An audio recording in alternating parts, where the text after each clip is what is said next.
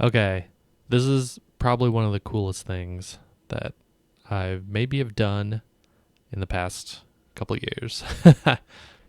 This is .NET rendering React Router, and it supports suspense and server components. And it's streaming. Okay, so it supports streaming and suspense. And just to prove it to you, I'll disable JavaScript, refresh the page, bam, still works. Suspense requires JavaScript to like load in the value. Otherwise, it's just showing the fallback value. But this is React 19, React Router 7, .NET 8, and yeah, I mean it's pretty experimental, but dang, it works. And look at how fast it is too.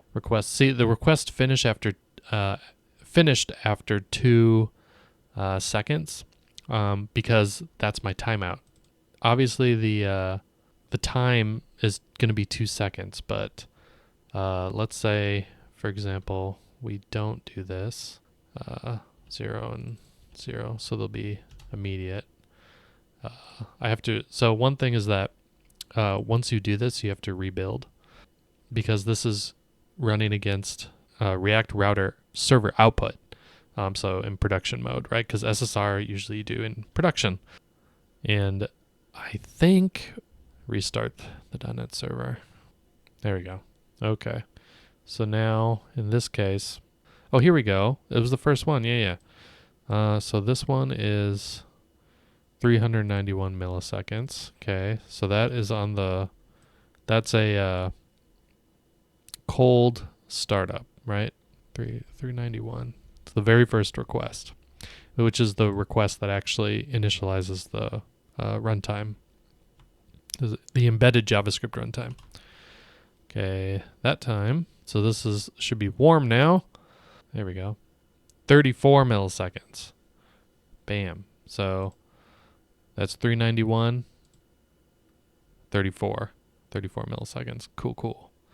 So that's pretty dang fast. It's obviously not as fast as native, like .NET. Like if you're doing an ASP.NET Core and you're rendering, whatever, HTML, it's going to be a lot faster.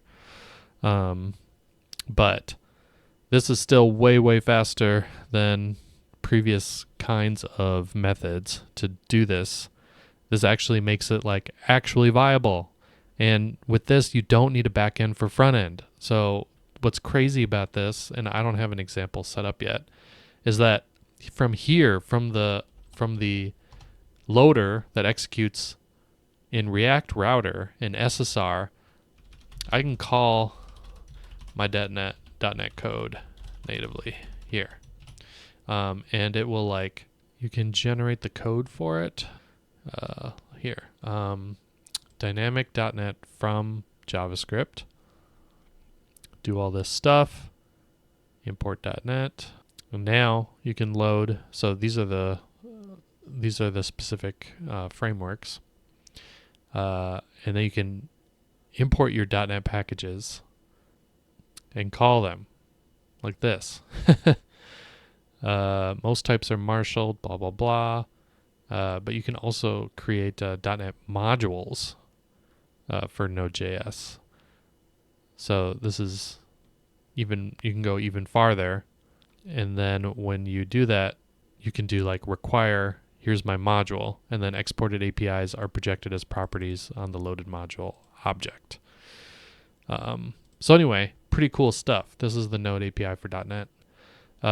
So you can see the performance here. Numbers are in microseconds. This is 38 milliseconds. Otherwise, it should be 9 milliseconds. And then JavaScript baseline is 1680. The only thing, though, is that it could be... I'm executing full SSR. So, I probably want to compare them side by side to see, which one, is actually better. But what's cool, I think, about this is all this stuff with generating the type definitions and stuff like that, which I haven't even played with. So anyway, it's pretty cool. All right, that's it. I'm gonna bore you now with what this thing is.